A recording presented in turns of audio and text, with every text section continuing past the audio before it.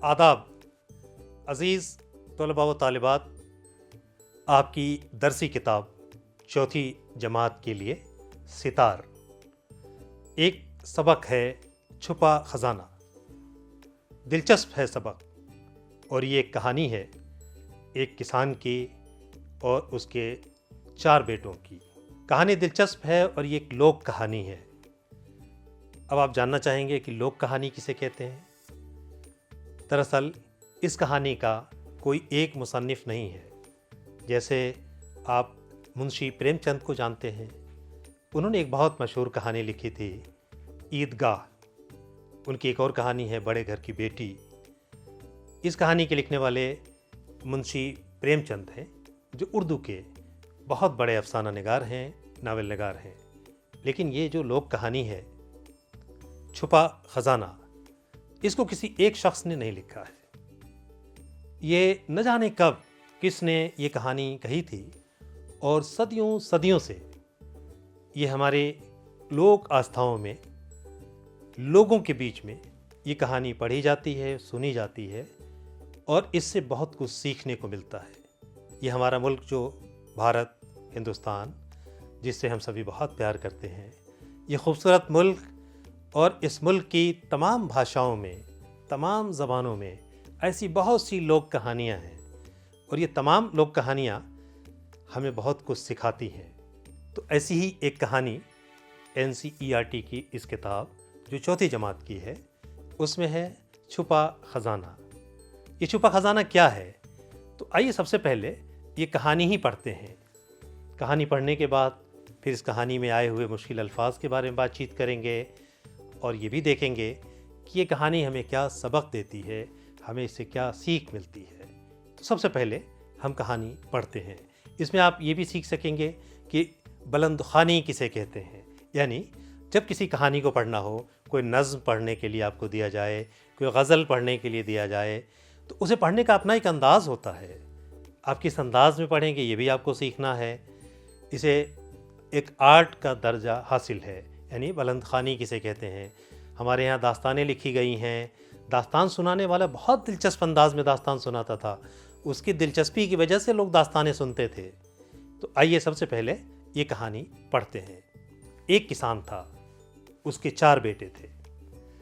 चारों बेटे बड़े काहिल थे और मेहनत करने से जी चुराते थे।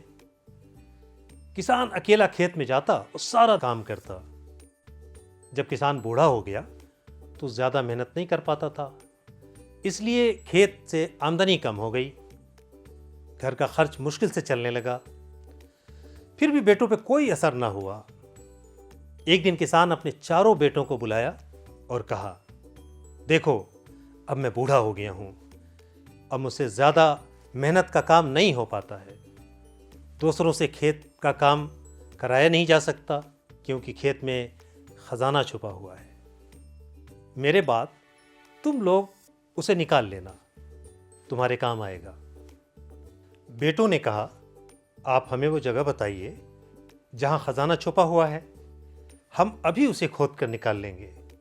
लेकिन किसान ने कहा, खजाने की एक निशानी है। तुम ज़मीन में हल चलाकर बीज डालोगे तो कुछ दिनों बाद पौधे निकल आएंगे और जब फसल पक जाएगी तो खजाने की निशानी दिखाई देगी। अगले दिन चारों बेटे हल, कुदाल और फावड़ा लेकर खेत पर पहुंच गए और ज़मीन तैयार करने लगे। शाम होते ही किसान भी खेत पे पहुंच गया। उसने देखा कि उसके बेटों ने बहुत मेहनत से हल चलाया है। बेटों से कहा, अब तुम इसमें बीज डालो। बेटों ने ऐसा ही किया। अब वो खेत की निगरानी भी करने लगे। कुछ दिनों के बाद पौधे निकल आए, फसल पक गई तो चारों बेटे किसान के पास गए और कहा, बाबा फसल तो तैयार हो गई है, आप निशानी देखकर बताइए कि खजाना कहाँ है। किसान उनके साथ खेत पर गया, फसल को देखकर बहुत खुश हुआ और कहा, मैंने निशानी देख ली है और तुम्हें भी बता दूंगा। पहले तुम फसल काटो और बाजार में बेच कर आओ। बेटों ने ऐसा ही किया। अनाज के बहुत अच्छे दाम मिले। घर पहुंचकर उन्होंने रकम बाप के सामने रखी। किसान ने कहा, देखो, यही तो वो खजाना है जो ज़मीन में छुपा हुआ था।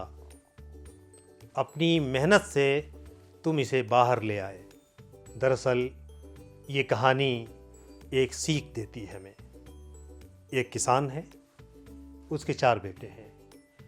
अब बेटों ने क्या कहा, बाबा, अब आप घर पर आराम से रहिए, हम खूब मेहनत करेंगे ताकि ये ख़जाना हर साल हमको इसी तरह मिलता रहे।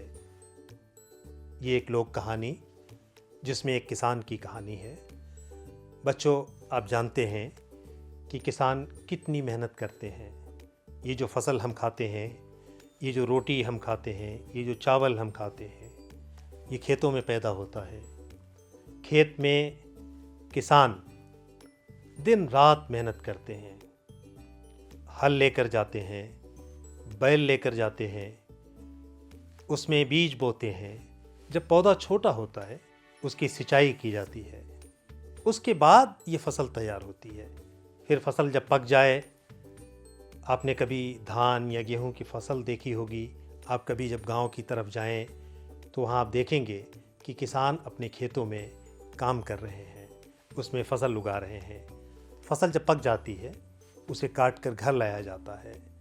उन्हीं फसलों से हमें तरह तरह का अनाज मिलता है। गेहूं, चावल, दाल।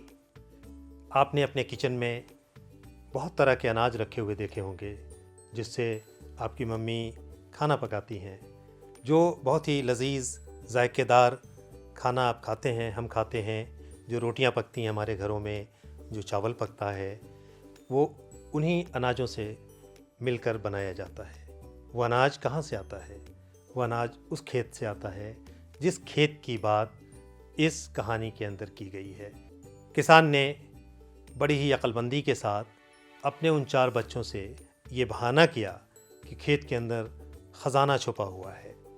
इस तरह वो बच्चे खेत में गए और उन्होंने मेहनत की, हल चलाया, बीज बोया, उसकी रखवाली की, और जब फसल तैयार हो गई, फसल को बाज़ार में बेच कर आए तो उससे बहुत अच्छे पैसे मिले।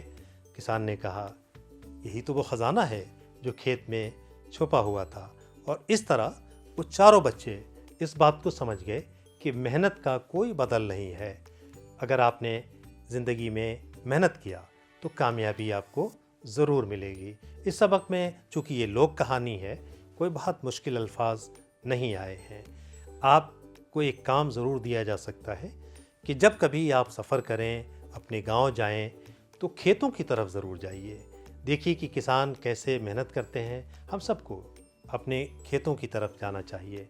ये हमारा जो मुल्क हिंदुस्तान है, ये एक ऐसा मुल्क है जहाँ किसान खेतों में बड़ी मेहनत करते हैं और हमारे लिए फसल उगाते हैं।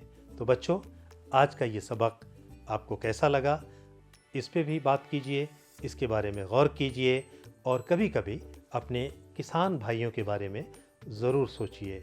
इस कहानी से हमें यही सबक मिलता है कि मेहनत से जी नहीं चुराना है। आज की बात यहीं ख़त्म होती है। खुदा हाफिज़।